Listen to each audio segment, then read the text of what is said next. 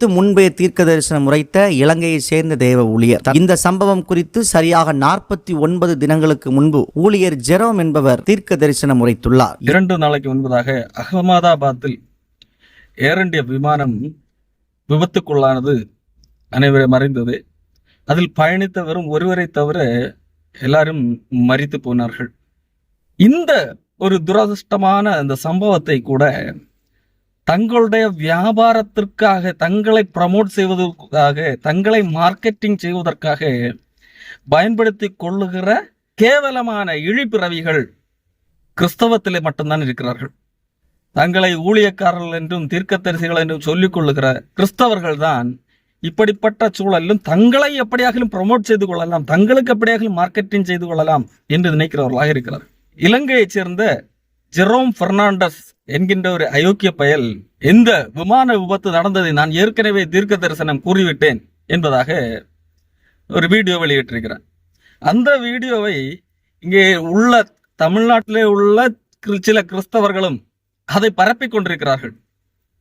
எந்த அளவிற்கு முட்டாள்களாக இருக்கிறார்கள், வேத வசனம் தெரியாத அற்ப பதர்களாக இருக்கிறார்கள் என்கிறதான் உங்களுக்கு தான் விவரித்து காண்பித்திருக்கிறேன். உண்மையிலேயே இவன் சொன்னது தீர்க்க தரிசனமா? கண்டிப்பாக இல்லை. உண்மையிலேயே கடவுள் இவனுக்கு ஒரு வெளிப்பாடு கொடுத்து ஏர் இந்தியா விமானம் விபத்துக்குள்ளாக போகிறது என்கிறதை முன்கூட்டி இவன் அறிந்திருந்தால் என்ன செய்திருக்க வேண்டும்? அதையும் விபத்து நடப்பதற்கு முன்பதாக வெளியிட்டிருக்க வேண்டும். ஆனால் விபத்து நடந்த பிறகு நான் முன்னே இப்படி சொன்னேன் தெரியுமா என்று சொல்லி போடுவது தன்னை ப்ரமோட் செய்து கொள்ளக்கூடிய ஒரு கேவலமான வேலை. இவன் அந்த வீடியோவிலே 2 வீடியோக்களை இணைத்து போட்டிருக்கிறான். ஒன்று, அதில் அவன் சொல்லுகிறான் 2024ஆம் ஆண்டு நவம்பர் மாதம் 26ஆம் தேதியிலே பேசினது என்று சொல்லி அவனை போடுகிறான். Mid-air issue, Indian Airlines. November மாதமே இதை குறித்து பேசி இருக்கிறானா என்று சொல்லி அவனுடைய சேனல்ல போய் நவம்பர் மாதத்திலே தேடினால், நவம்பர் மாதத்திலே இவன் என்ன பேசி இருக்கிறான் என்று சொல்லி தேடினால் அவன் அங்கு எந்த வீடியோவையும் போஸ்ட் பண்ணவில்லை.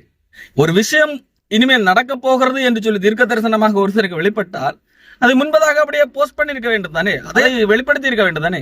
ஆனால் அவனுடைய சேனல்ல அப்படி ஒரு வீடியோவே இல்லை. அடுத்ததாக ஏப்ரல் மாதத்திலேயும் இவன் தீர்க்க தரிசனத்தை உறுதிப்படுத்தியதாக அவனை கூறுகிறான்.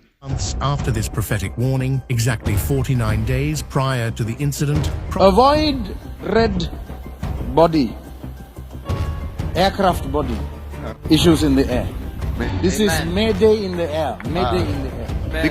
சரி, ஏப்ரல் மாதத்திலே இவன் என்ன பேசி இருக்கிறான் என்று சொல்லி அந்த குறிப்பிட்ட தேதியிலே போய் பார்த்தால் அவன் அங்கே ஏதோ பிரசங்கம் பண்ணுகிறான். அது மட்டும்தான் யூடியூப்ல இருக்கிறது. அவன் தீர்க்க தரிசனம் உரைத்தான் என்று சொன்னால் அந்த தீர்க்க தரிசன பகுதியை அங்கு காணும். அன்புக்குரியவர்களே, இதே போன்ற கள்ளப்போதவர்களுடைய யுக்தி என்னவென்றால், நான் தீர்க்க தரிசனம் உரைக்கிறேன் என்று சொல்லி பல காரியங்களை யூகமாக அடித்து விடுவது. இதுல ஏதாகிலும் ஒன்று நடந்து விட்டால் அதை மட்டும் தனியாக எடுத்துக்கொண்டு வந்து, பார்த்தீர்களா நான் சொன்னது நடந்தது என்று சொல்லி தங்களை தாங்களே ப்ரமோட் செய்வார்கள். இவன் தீர்க்க தரிசனம் உரைத்ததாக சொல்லுகிறான் அல்லவா ஒரு நாள், 2024ஆம் ஆண்டு நவம்பர் மாதம் அல்லது ஏப்ரல் மாதம். அந்த நாளிலே அவன் பேசின அந்த வீடியோ ஏன் டெலிட் செய்தார்கள் என்று சொன்னால், அல்லது ஏன் மறைத்து வைத்திருக்கிறார்கள் என்று சொன்னால், அதை முழுமையாக பார்த்தால் இவன் சொன்னதுக்கும் இதற்கும் சம்பந்தம் இல்லை என்கின்ற உண்மை மக்களுக்கு தெரிய வரும். காரணம், யூகத்தின் அடிப்படையில பல காரியங்கள் சொல்லுவது, அந்த அடிப்படையில தான் அதில் சொல்லி இருக்கிறான். இப்ப நடந்த நிகழ்வுக்கு ஏற்ப சில காரியங்களை மட்டும் வெட்டி அதை நான் முன்பே சொன்னேன் என்பதாக வெளியிடுகிறேன். தைரியம் இருந்தால் நீ அப்பொழுது பேசின வீடியோவை அப்படியே வைத்திருந்திருக்க வேண்டும். சரி, இவன் இப்பொழுது நான் தீர்க்க தரிசனம் சொன்னேன் என்று சொல்லி ஒரு வீடியோ வெளியிட்டிருக்கிறார். நாம் டீகோட் செய்து பார்த்தால் எந்த அளவிற்கு இவன் சொல்லுகிறதெல்லாம் பொய் என்பது தெரியும். 2024ஆம் ஆண்டு நவம்பர் மாதத்திலே இவன் சொன்னதாக இவன் வெளியிட்ட அந்த வீடியோவிலே இவன் என்ன சொல்லி இருக்கிறான்? மிட் ஏர் த்ரெட் என்று சொல்லி, அதாவது நடுவானத்திலே ஒரு ஆபத்து என்பதாக சொல்லுகிறான். And this was a threat mid-air, because this is mid-air issue, Indian Airlines. நடுவானத்திலே ஒரு ஆபத்து வரப்போகிறது என்கிறதாக சொல்லுகிறான். ஆனால் தற்போது நடந்த விபத்துக்கும் நடுவானத்துக்கும் ஏதாகிலும் சம்பந்தம் உண்டா? தற்போது நடந்த இந்த ஏர் இந்தியா விமானத்துக்கான விபத்திலே இந்த பிளைட் டேக் ஆஃப் ஆகவில்லை. டேக் ஆஃப் ஆகி வானத்திலே போய் செட்டில் ஆகி பயணப்பட்டு போகிறது தான் நடுவானம், மிட் ஏர். அந்த நிலைமைக்கே போகவில்லை. மாறாக டேக் ஆஃப் ஆகும்போதே அதுக்கு பிரச்சனை வருகிறது, உடனடியாக போய் கீழே விழுந்து விடுகிறது. அப்போ இவன் சொன்னது எவ்வளவு பொய் என்பதை பாருங்கள். இப்பொழுது நடந்த விபத்துக்கும் இவன் நான் சொன்ன தீர்க்க தரிசனம் என்று சொல்வதற்கும் எந்த சம்பந்தமும் இல்லை. அப்படியானால் இவன் எந்த அடிப்படையிலே தீர்க்க தரிசனம் என்று சொல்லுகிறான் என்று சொன்னால், அந்தந்த வருடங்களிலே நடக்கின்ற நிகழ்வுகளின் அடிப்படையிலே, யூகத்தின் அடிப்படையிலே சில காரியங்களை சொல்கிறார்கள். இவன் அந்த தீர்க்க தரிசனத்திலே நேஷனல் கெரியர், இந்தியன் ஏர்லைன்ஸ் என்கின்ற வார்த்தைகளை எல்லாம் பயன்படுத்தி இருக்கிறான். Pray for India now. Pray for its national career, its national airline. Your national career was flying within your country. Mid-air issue, Indian Airlines. இந்த ஏர் இந்தியா என்கிறது முன்பு நேஷனல் கெரியராக, அதாவது இந்தியா அரசாங்கத்துக்கு சொந்தமானதாக இருந்தாலும் தற்போது அது டாடா என்கின்ற தனிநபருக்கு சொந்தமானதாகத்தான் இருக்கிறது. சரி, ஆகவே இவன் குறிப்பிடுவது ஏர் இந்தியா விமானமாக இருக்கிறது. காரணம் என்ன தெரியுமா? 2024 மற்ற பிளைட்டை காட்டிலும் ஏர் இந்தியா பிளைட் தான் நடுவானத்திலே அதிக பாதிப்புகளுக்கு சந்தித்திருக்கிறது. உதாரணத்திற்கு 2024 அக்டோபர் மாதத்திலே இதே ஏர் இந்தியா விமானம் தான் நடுவானத்திலே ஒரு பிரச்சனைக்குள்ளாக சிக்கி 2.5 மணி நேரம் வானத்திலே வட்டமிட்டதாக செய்திகள் வெளியிருக்கிறது. அதற்கு முன்பதாகவும் இதே போன்ற ஒரு சம்பவம் நடந்திருக்கிறதாக பத்திரிகை செய்திகள் சொல்லுகிறது. இப்போ இந்த அடிப்படையிலே ஏர் இந்தியா விமானம் அடிக்கடி நடுவானத்திலே பிரச்சனைகளை சந்திக்கிறது என்கின்ற அடிப்படையிலே தான் இவன் சொல்லியிருக்கிறான், நேஷனல் கெரியர் இந்தியன் ஏர்லைன்ஸுக்கு நடுவானத்திலே ஒரு த்ரெட் இருக்கிறது என்கிறதாக. மற்றபடி இவன் கீழே விழுந்து ஆக்சிடென்ட் ஆகும் என்றெல்லாம் தீர்க்க தரிசனம் சொல்லவில்லை. அடுத்ததாக ஏப்ரல் மாதத்திலே இவன் மறுபடியும் தீர்க்க தரிசனம் சொன்னதாக அவன் வீடியோவை காண்பிக்கிறான். அதிலே அவன் என்ன கூறியிருக்கிறான்?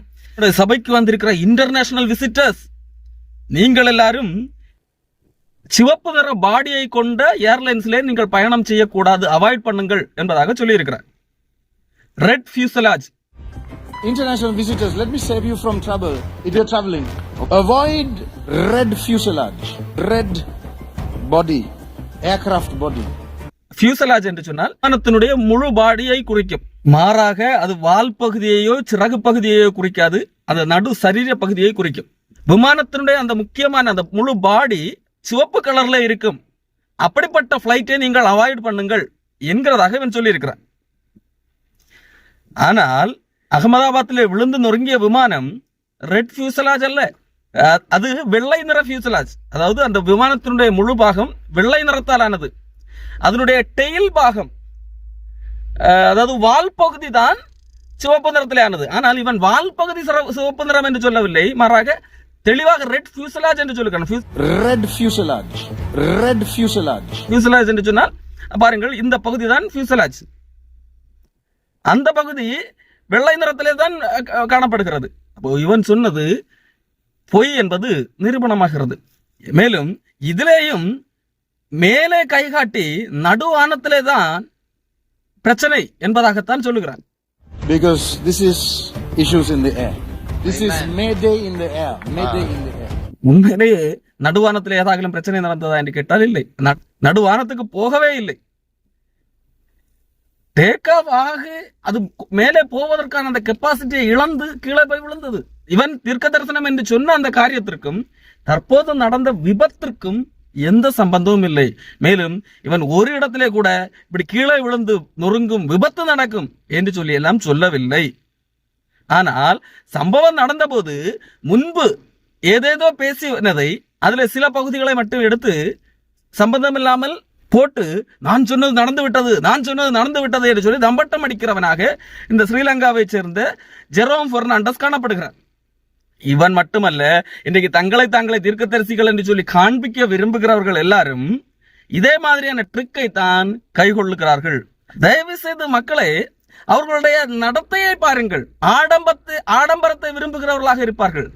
ஒரு நேரத்துக்கு ஒரு ஆடம்பர உடையை மாற்றுகிறவனாக இந்த ஜெரோம் பெர்னாண்டஸ் காணப்படுவான். அவனுடைய செய்தி பிராஸ்பரிட்டி காஸ்பல், வேதத்திலே இல்லாத, அப்போஸ்தலர்கள் வாழ்ந்ததற்கு எதிரான ஒரு தவறான போதனை, மக்களுடைய பண ஆசையை உண்டாக்கக்கூடிய போதனை.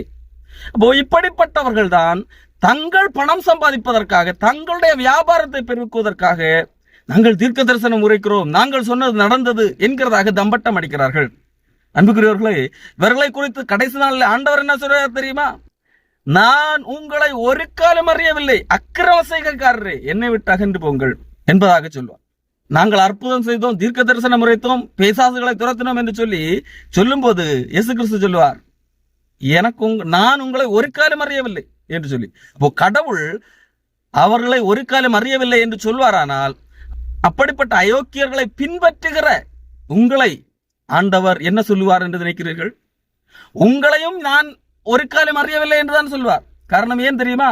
நீங்கள் கடவுளை பின்பற்றாமல், கடவுளுடைய வார்த்தை உங்களுடைய கைகளிலே தரப்பட்டும் அதை நம்பாமல் இப்படிப்பட்ட அயோக்கியர்களின் பின்பாக போய் அவர்களை பின்பற்றுவதனால் ஆண்டவர் சொல்லுவார், உங்களையும் நான் ஒரு காலம் அறியவில்லை என்று சொல்லி.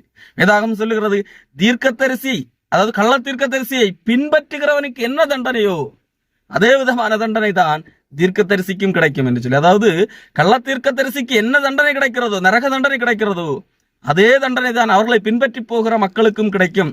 ஆகவே தயவு செய்து இப்பொழுதாகவும் திருந்துங்கள். இப்படிப்பட்ட தீர்க்க தரிசனம் சொல்லுகிறவர்கள், வித்தை காட்டி பிழைக்கிறவர்கள், இவர்களை விட்டு வெளியே வாருங்கள், சத்தியத்தை அறியுங்கள். அது உங்களை விடுதலையாக்கும்.